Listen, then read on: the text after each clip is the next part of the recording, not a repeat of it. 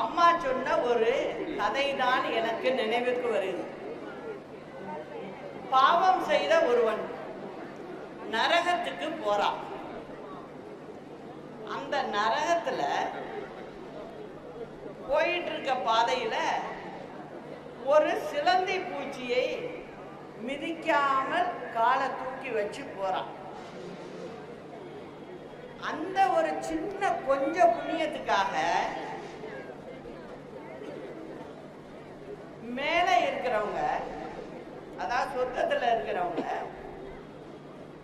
மேல ஒரு சிலந்தி சொர்க்கத்தை நோக்கி வந்துகிட்டு இருக்கு. அதனுடைய இடை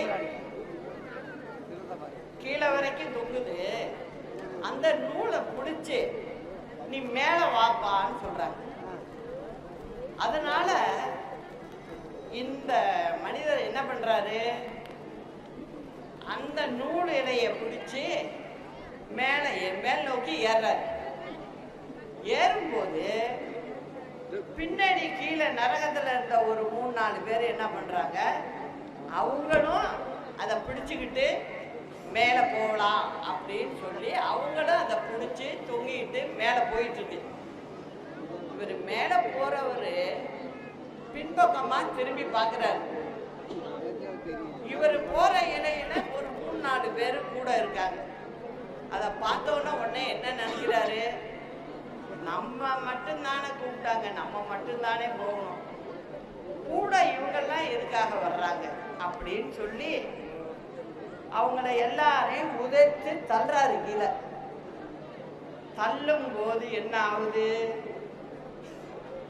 அந்த நூலிலையில தான் இவரும் இருக்காரு, அதை மறந்துட்டாரு. அவரும் சேர்ந்து அவங்களோட விழுந்துடுறாரு கீழே.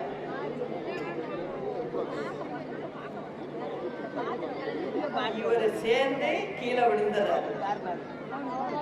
நான் என்ன சொல்றேன், யாராக இருந்தாலும் தங்கள் சுய விருப்பு வெறுப்பின்றி தன்னலம் கருதாமல் ஒற்றுமையாக செயல்பட்டால்தான் வெற்றி அடைய முடியும்.